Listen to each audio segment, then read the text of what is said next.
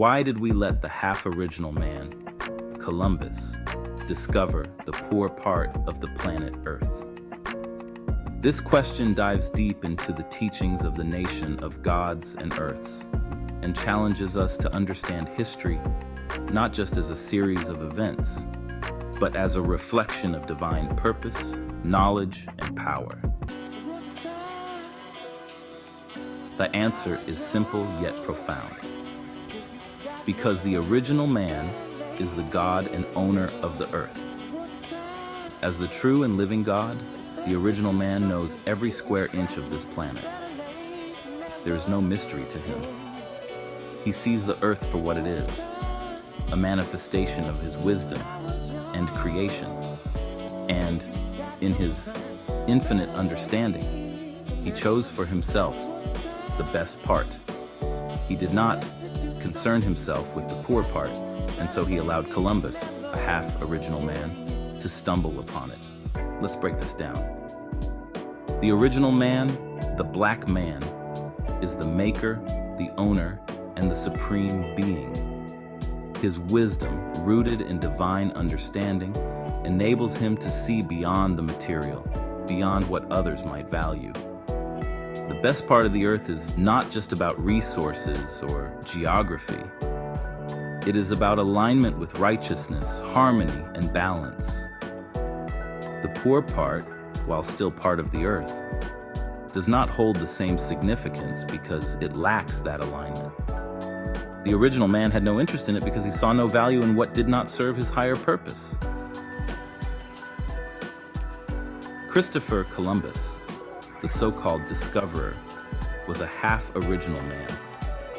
He was born in Italy, in Southeast Europe, a place far removed from the cradle of civilization and the wisdom of the original people.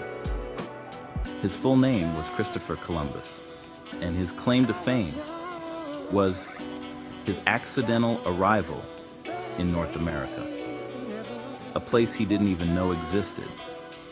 But here's the truth. Columbus didn't discover anything. You can't discover what's already known and inhabited.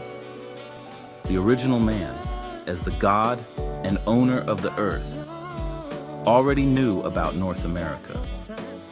He simply chose not to prioritize it. When Columbus arrived, he found the Indians, original people who had been exiled 16,000 years earlier from India. These Indians were not lost or primitive. They were part of the human family, part of the legacy of the original people.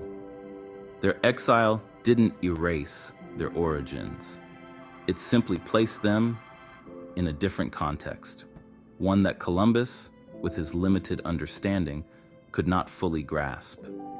He saw them as a means to an end, as something to exploit rather than a people to respect and understand. So, why did the original man allow this? It comes down to focus and purpose.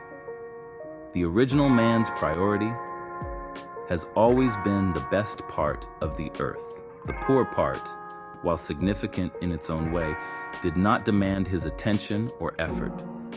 Allowing Columbus to stumble upon, it was not an act of carelessness, but a reflection of divine strategy. The original man understood that the actions of the half-original man would ultimately serve as lessons, revealing the consequences of greed, exploitation, and ignorance. Columbus's so-called discovery marked the beginning of a new chapter in history, one that was shaped by the greed and ambition of the 10%, those who seek to control and manipulate. But even in this, there is a lesson for the 5%, the poor righteous teachers. It reminds us that knowledge of self is the key to understanding the world. It shows us that no matter how much the half-original man seeks to claim and conquer, he will never possess the wisdom, power, and divine purpose of the original man. As the nation of gods and earths, we look at this history not with bitterness, but with clarity. We understand the role Columbus played and the choices made by the original man. We see the consequences of allowing the half-original man to wander into the poor part. And we recognize the importance of staying focused on what truly matters, the preservation and cultivation of the best part. This teaching also reminds us of the power of choice. The original man chose to prioritize the best part because he understood its value. He didn't waste energy on what didn't align with his purpose. This is a lesson for us today.